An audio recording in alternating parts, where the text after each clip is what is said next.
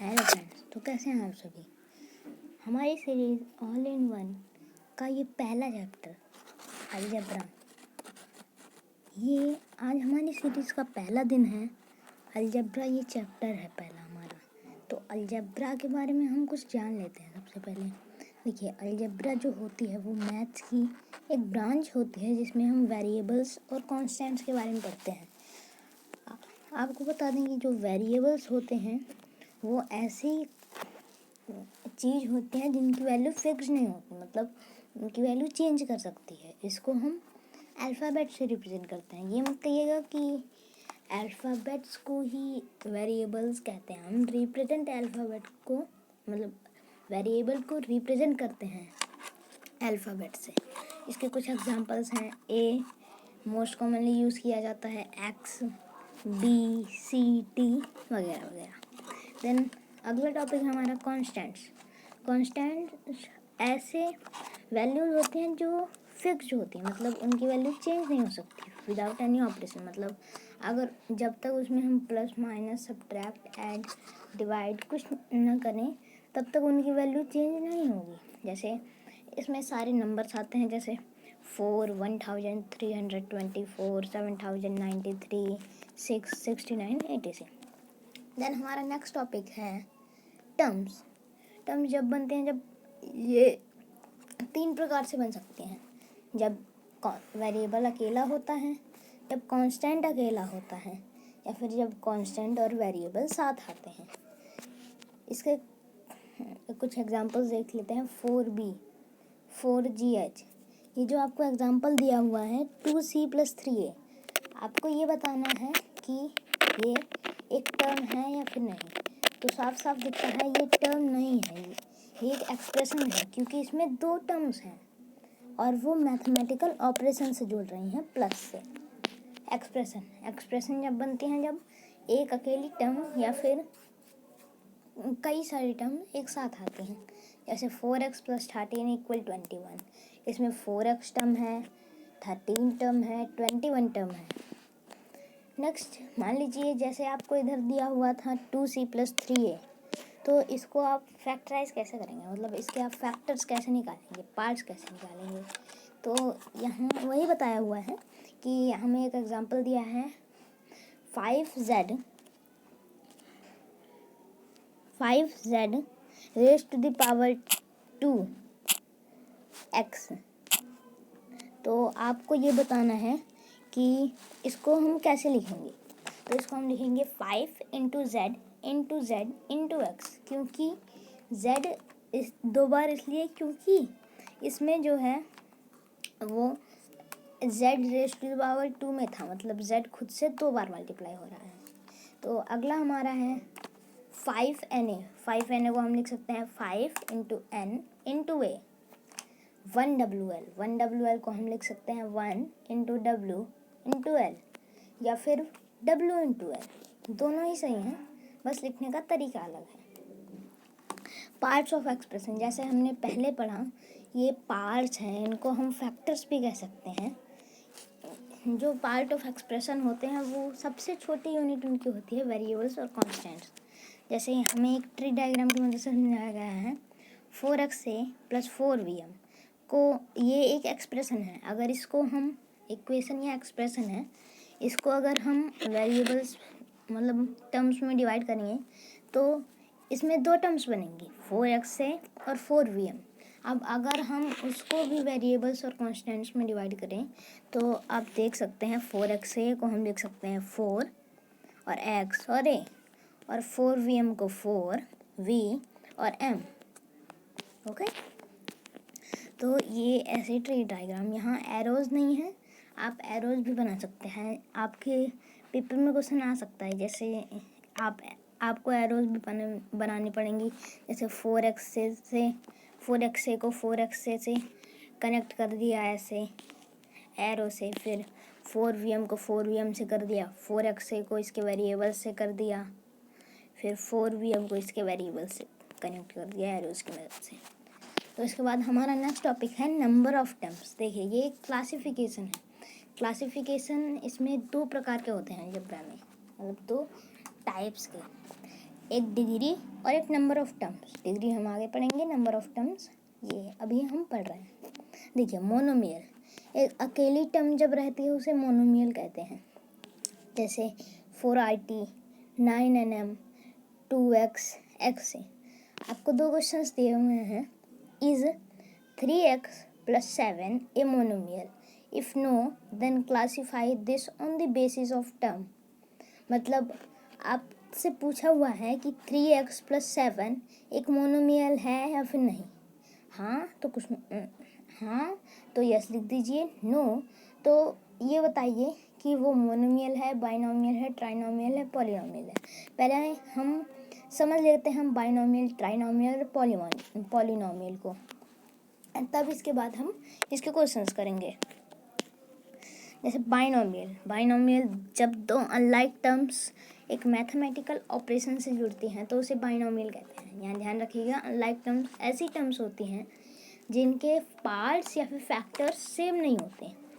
अगर मान लीजिए दो टर्म्स दी हुई हैं 4xa + 4bm, इसमें आपने देखा था कि अगर मान लीजिए m की जगह a दिया हुआ है तब भी ये लाइक टर्म्स नहीं हुई, क्योंकि जितने भी वेरिएबल्स हैं दोनों टर्म्स में वो सेम होने चाहिए। अगर कांस्टेंट सेम है तब आप कुछ नहीं कर सकते, क्योंकि जो लाइक टर्म होती है उसी को आप ऐड और सब्ट्रैक्ट कर सकते हैं। और अगर कांस्टेंट सेम है तो वो लाइक टर्म नहीं होगी।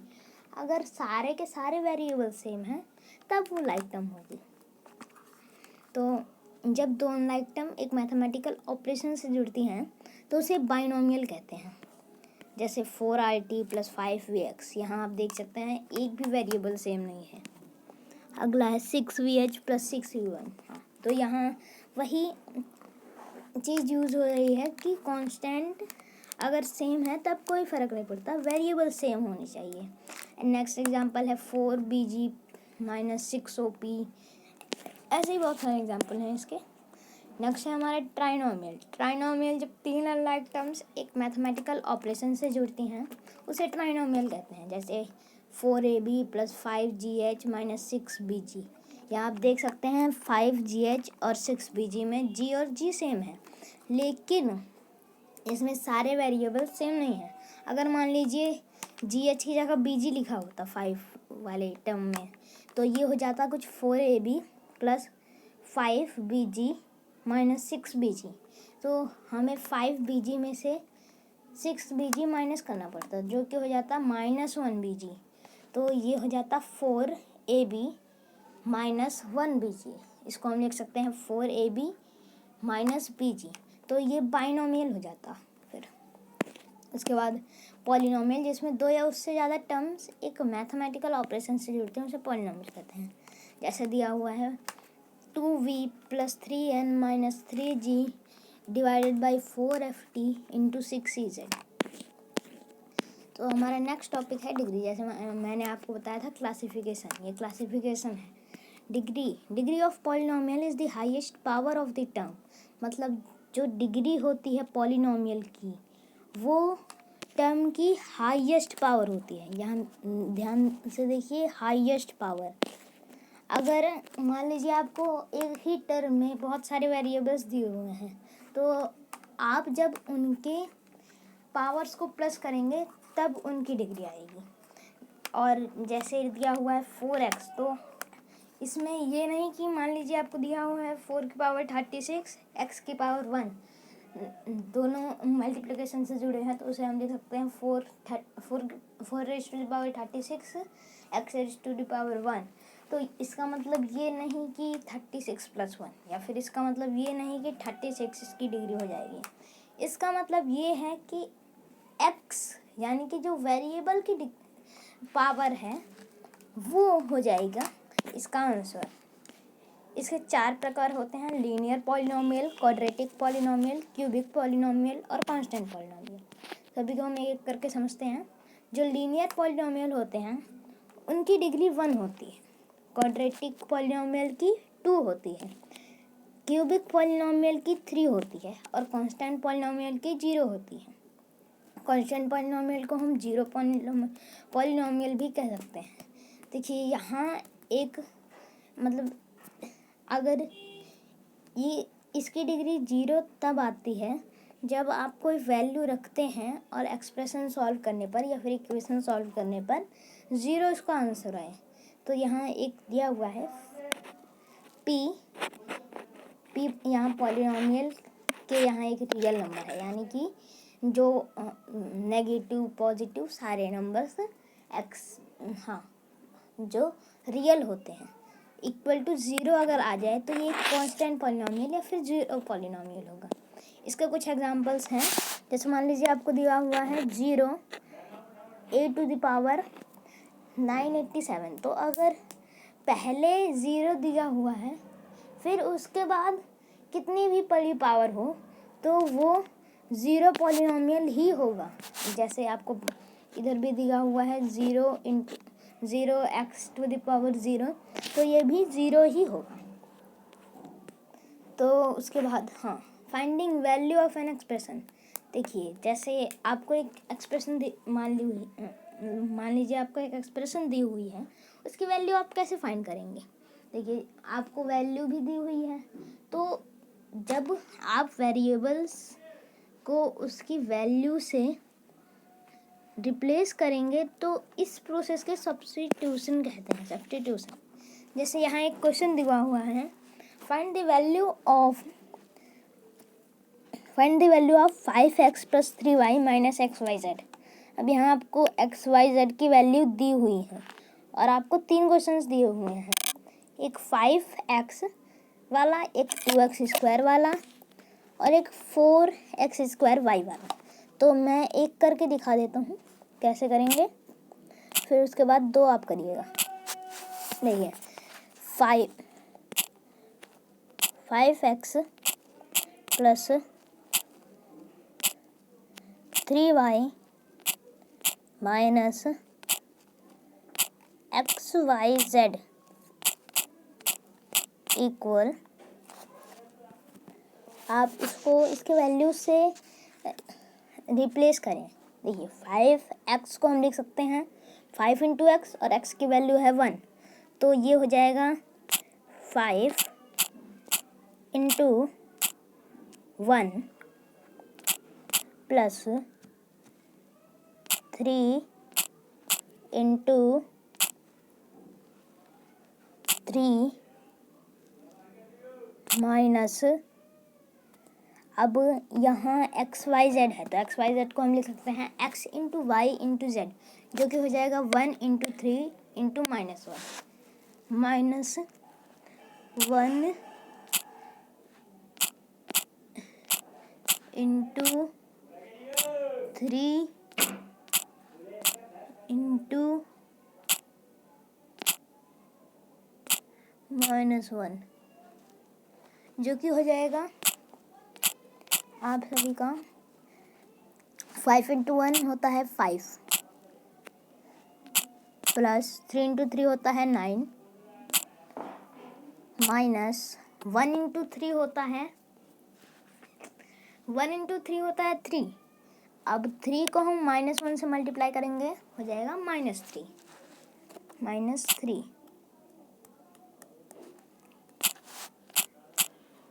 इक्वल 5 + 9 होता है 14, 14 - 3 इक्वल 11।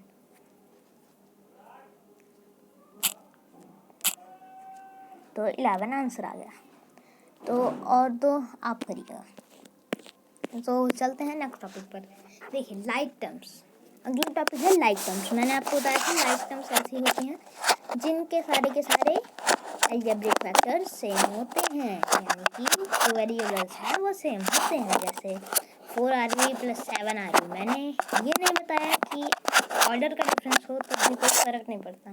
जैसे मान लीजिए यहाँ एग्जांपल दिया हुआ है 4RV + 7VR, तो इसका कोई अंत नहीं है। मतलब जैसे मान लीजिए आप V की जगह वैल्यू रख दीजिए 3, R की जगह आप वैल्यू रख दीजिए 7, 7 3 × 21, 3 7 × 21, तो कोई ऑर्डर में फ़र्क नहीं आएगा। लाइक टर्म्स अब हमारा नेक्स्ट टॉपिक है अनलाइक टर्म्स। मैंने आपको बताया था जिनके अलजेब्रिक फैक्टर्स सेम नहीं होते।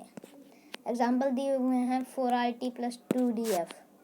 9xz plus 8mlk minus 4ft 6h minus 6n plus 5v minus 3f plus 2x। यहाँ बहुत सारे एग्जाम्पल्स दिए हुए हैं।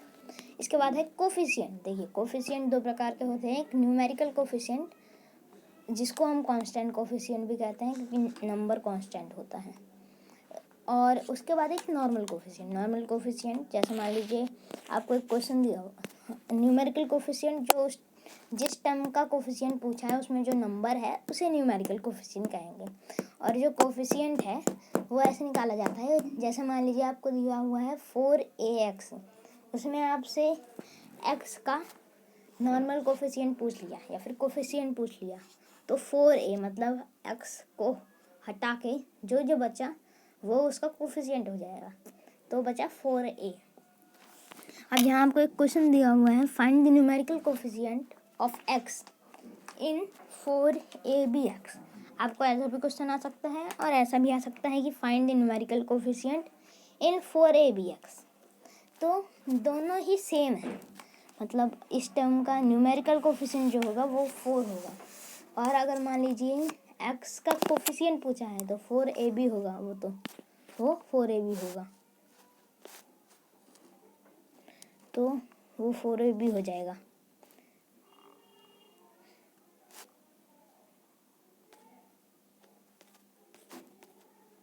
तो नेक्स्ट हमारा जो टॉपिक है वो है एडिशन। इसको एक एग्जांपल के साथ समझते हैं कि हमें प्लस करना है 6a plus 9b plus 21c और 3a माइनस 12 मतलब माइनस 8b माइनस 6c। यहाँ एक गलती हुई है मुझसे, तो उसके लिए सॉरी। यहाँ आएगा 8b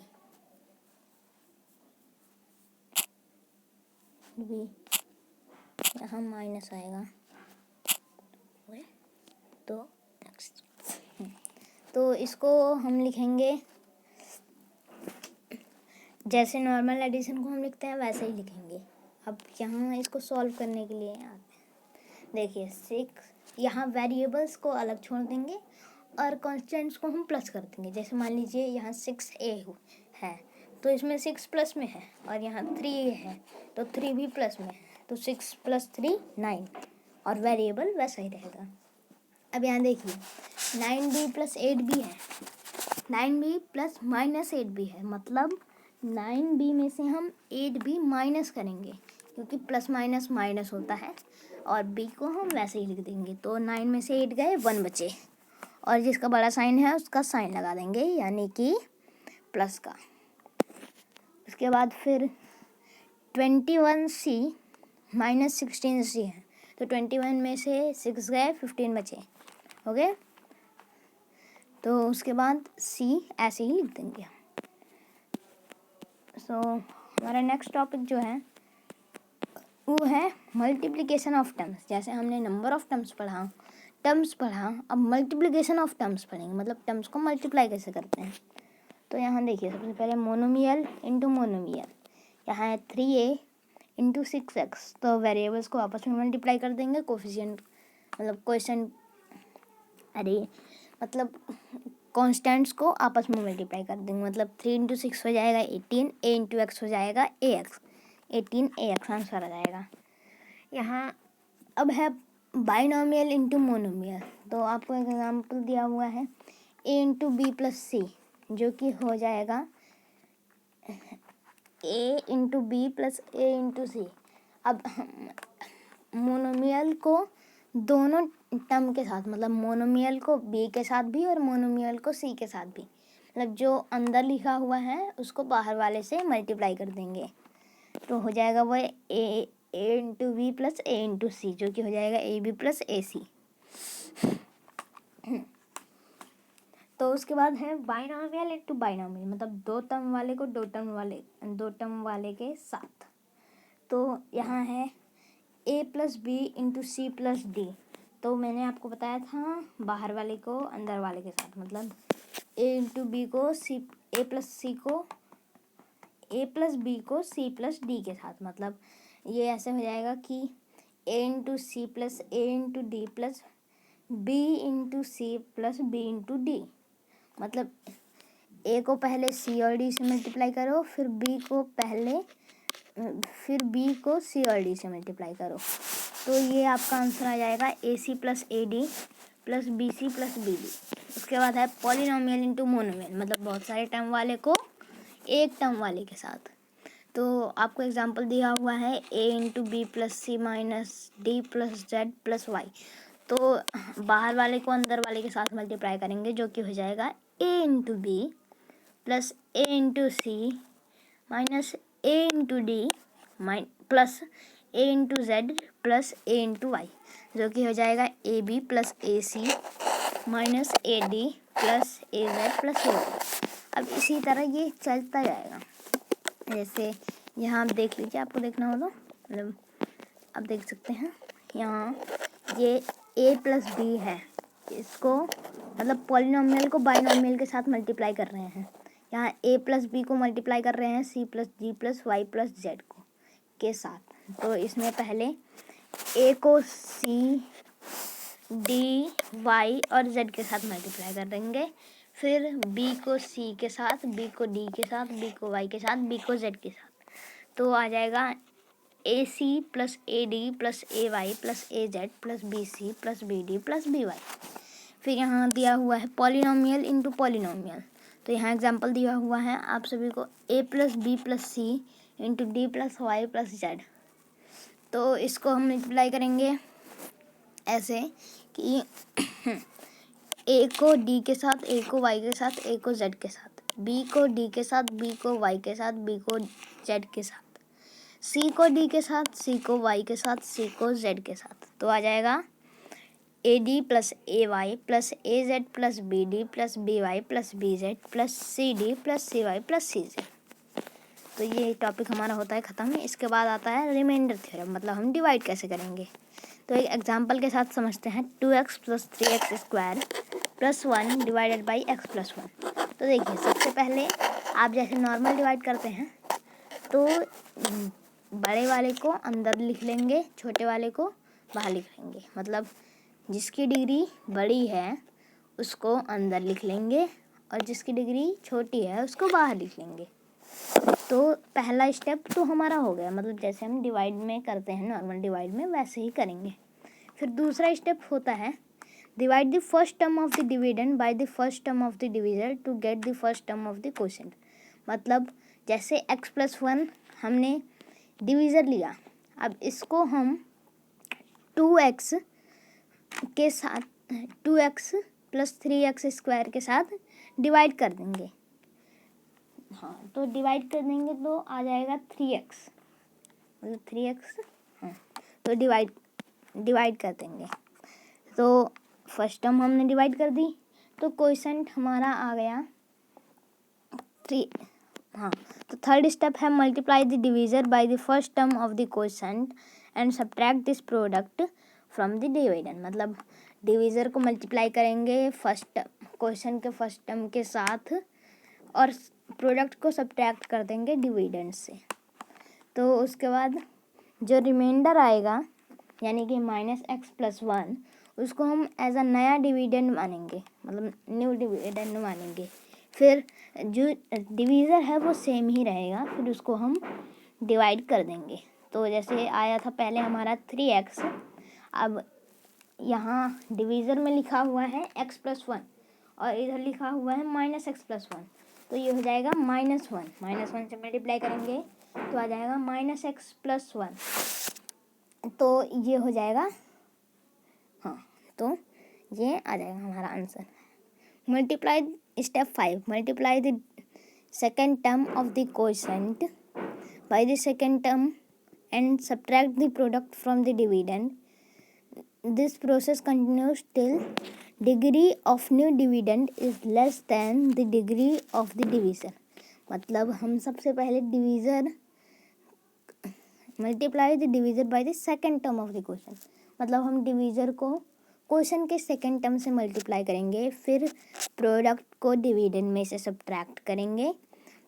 ये प्रोसेस तब तक चलता रहेगा जब तक जो रिमाइंडर है उसकी डिग्री, मतलब उसकी हाईएस्ट पावर डिवीज़र के हाईएस्ट पावर से कम नहीं हो जाती।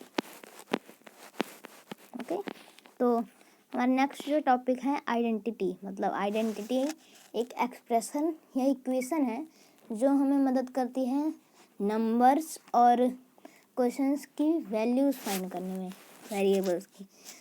पहली हमारी आइडेंटिटी है ए। आपने ये वाली आइडेंटिटी सुनी भी होगी, जैसे a प्लस बी का whole square equal A square plus 2ab plus B square. तो देखिए इसका प्रूफ दिया हुआ है। a प्लस बी का होल स्क्वायर को हम लिख सकते हैं a plus B into A plus B.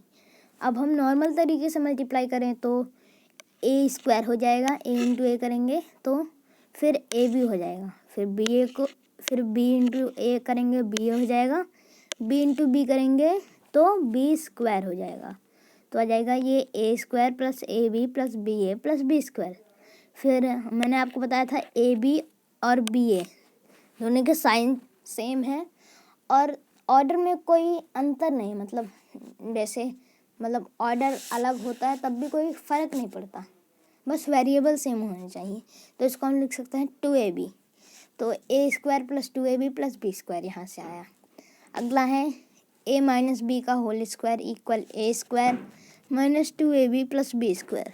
तो इसका भी आप प्रूफ देख सकते हैं, ऐसे यहाँ दिया हुआ है प्रूफ। a माइनस बी का होल स्क्वायर को हम लिख सकते हैं a minus b into A minus b, जो कि हो जाएगा अगर हम a को a के साथ मल्टीप्लाई करें। हाँ, तो एक से नहीं लगेगा।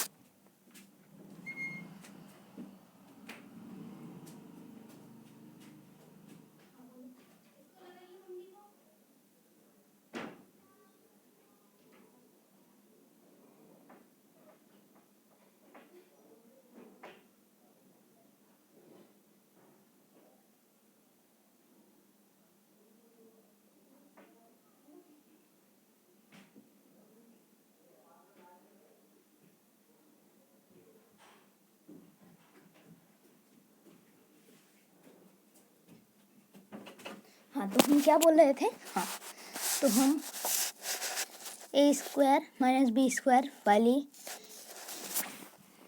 आइडेंटिटी पर थे, तो ये प्रूफ हो गया। इसके बाद a plus B into A minus B हो जाएगा A square minus B square.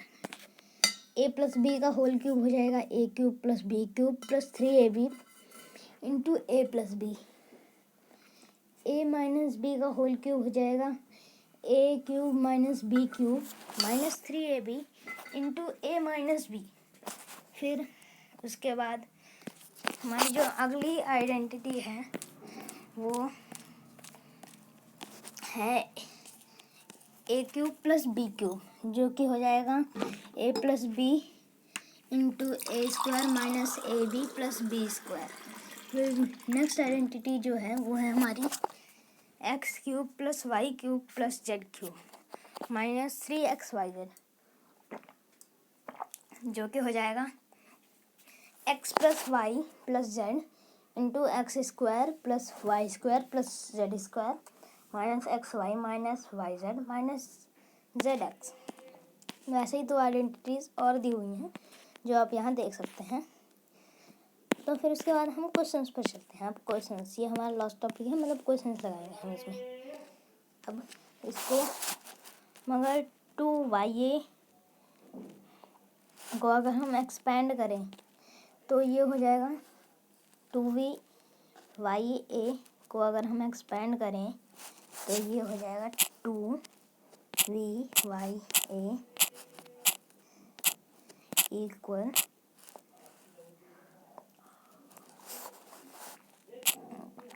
2, इसके बाद v, फिर इसके बाद y, फिर इसके बाद a।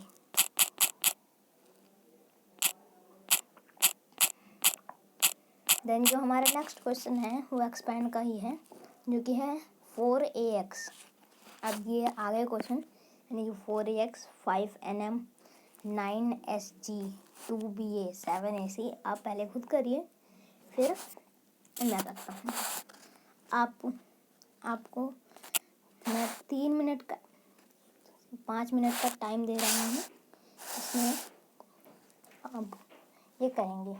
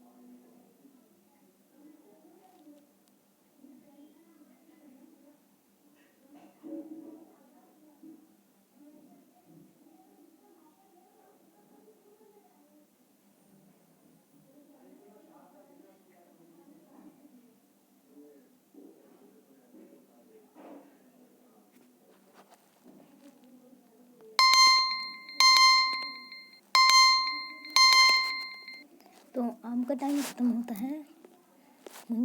आई होप सभी ने आंसर निकाल लिया होगा। तो अपने टॉपिक को कंटिन्यू करते हैं। तो देखिए 5ax को हम क्या लिख सकते हैं? 5ax को हम लिख सकते हैं 4ax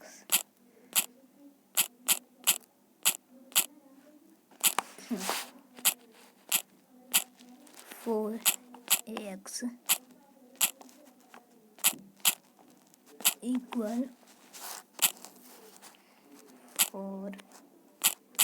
4ax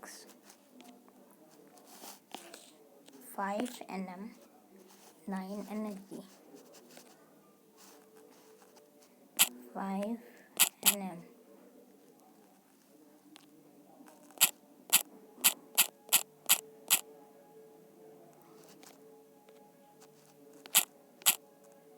इक्वल 5nm को हम लिख सकते हैं 5n और m।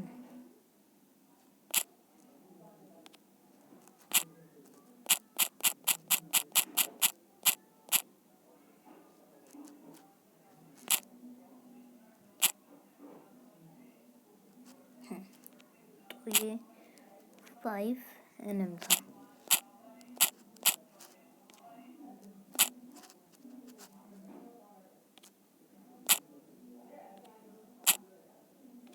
फोर एक्स हो गया। फिर इसके बाद 9SG 9SG को हम लिख सकते हैं 9S और G। नेक्स्ट है 2BA को हम लिख सकते हैं 2B और A। 7AC को 7A और C।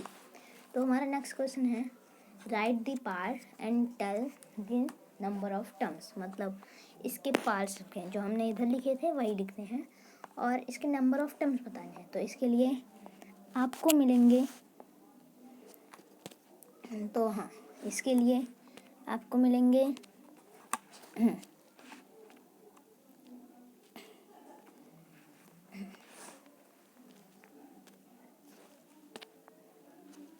इसके लिए आपको मिल रहे हैं 2 मिनट। तो 2 मिनट में अपना सवाल कीजिएगा। एक सवाल है तो वो हो जाएगा।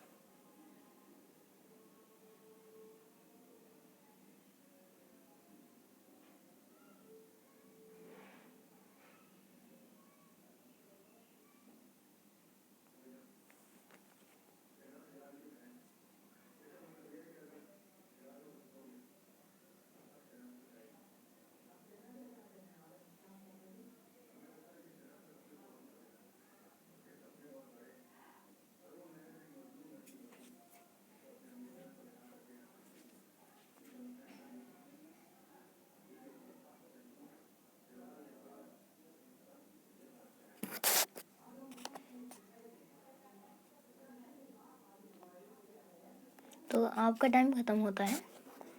तो हम थे तो हम टर्म्स वाला क्वेश्चन कर रहे थे, मतलब उसके पार्ट्स लिखने थे और टर्म्स। तो देखिए इसको हम लिख सकते हैं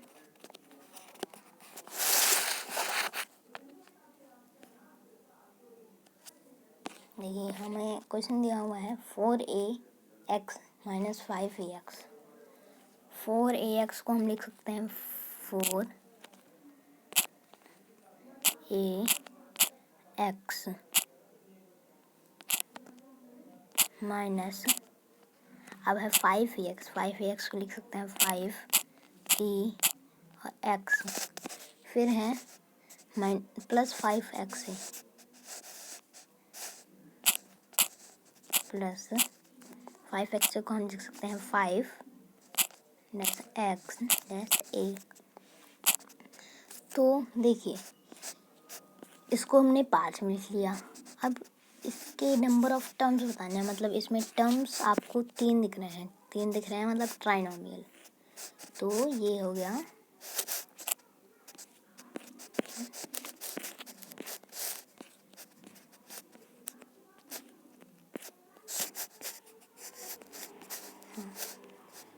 तो ये हो गया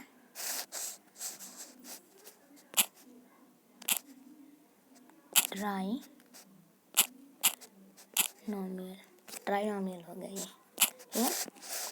फिर हमारे पास नेक्स्ट क्वेश्चन है ऐड। ऐड के लिए आपको 4 मिनट मिलेंगे। आपको 2 क्वेश्चन करने हैं तो उसके लिए आपको 4 मिनट मिलेंगे, मतलब एक क्वेश्चन के लिए 2 मिनट।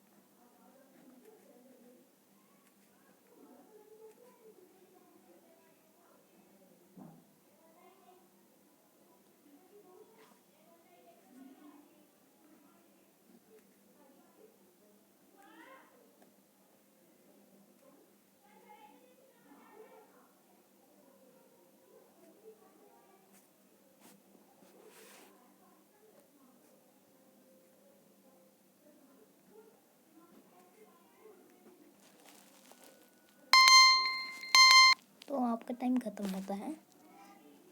आई होप आपने क्वेश्चंस कर लिए होंगे। तो ऐड देखिए, इसको हम कुछ ऐसे कर सकते हैं, जैसे आप मन में भी कर सकते हैं कि 4x में अगर हम 5x प्लस करें तो ये हो जाएगा 9x। तो इधर 9x इधर लिख दीजिए। फिर उसके बाद -6d में 7d प्लस करिए, मतलब आप इसको ऐसे लिख सकते हैं कि -6 में अब 7 प्लस करेंगे तो आएगा 1d, मतलब इसको आप d भी लिख सकते हैं। और बड़ा 7 है प्लस d, उसके बाद इधर है 4y प्लस 3y, तो हो जाएगा ये 7y प्लस 7y। तो नेक्स्ट है ये, तो हमारा हो गया। अब नेक्स्ट जो है हमारा वो है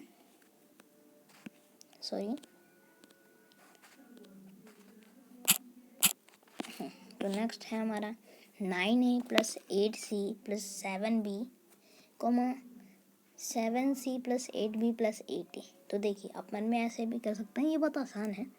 9 में आप 8 प्लस करेंगे तो कितना होगा, वो हो जाएगा 17, और a लिख दीजिए आप, हो जाएगा 17a। उसके बाद प्लस का साइन,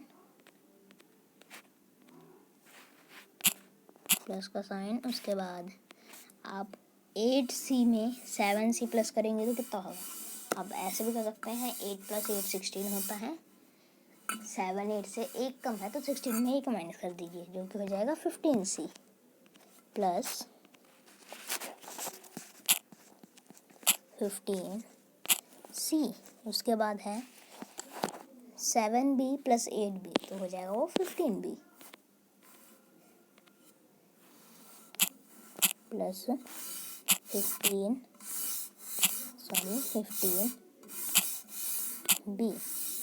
तो आप इसमें देख सकते हैं कि दोनों में ही कोई टर्म जो है वो लाइक नहीं है, तो ये आगे नहीं बढ़ेगा। और इसके बाद हमारे ये मल्टीप्लाई के क्वेश्चन हैं। ये आपके पास 3 मल्टीप्लाई हैं, आपको 3 मल्टीप्लाई करने हैं। देखिए, एक ये और एक ये, सारे क्वेश्चन आप देख लीजिए। एक 4c into 2v plus 5s minus 6d plus 3c। तो दूसरा क्वेश्चन है a plus B into A square plus B square plus C square into A plus B plus C. फिर थर्ड क्वेश्चन है 6a plus 5x plus 3d multiplied by 4b plus 5s plus 7d plus 9x plus 8a। तो इसको करने के लिए आपको मिल रहे हैं 6 मिनट्स। तो 6 मिनट्स आपको मिल रहे हैं, तो 6 मिनट्स आपके पास हैं।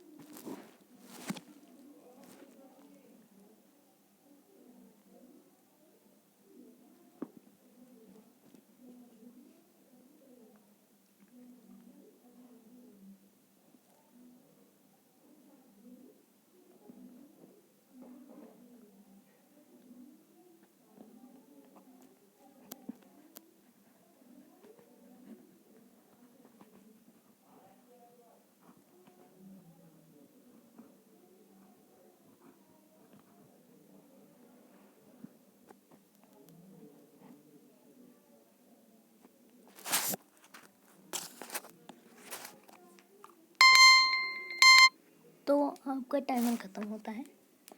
तो मैंने मल्टीप्लाई के क्वेश्चंस दिए थे, वो आई होप आपने कर लिए होंगे। तो अब हम इसको करते हैं, तो इसके बाद सेशन को हम ऐड करते हैं। तो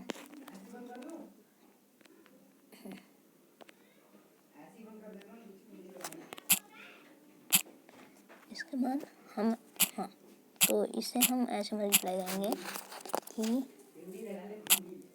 4c into 2v plus 4c into 5s plus 4c into, यहाँ सॉरी माइनस आएगा, minus 4c into 60 plus 4c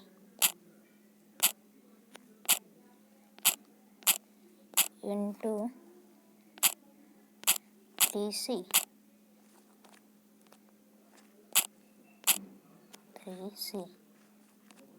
जो कि हो जाएगा 4c इंटू 2v होता है 4 टू जा 8 और cv equal 8cv plus 20cs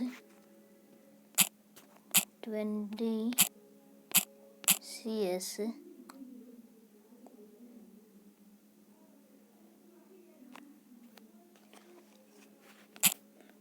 minus 24ct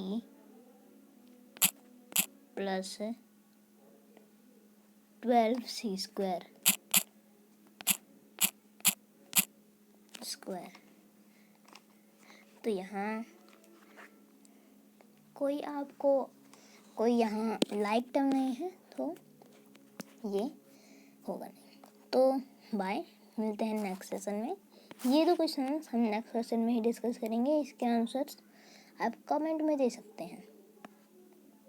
और हमने जो मोनोमियल और ट्राइनोमियल के क्वेश्चंस छोड़े थे,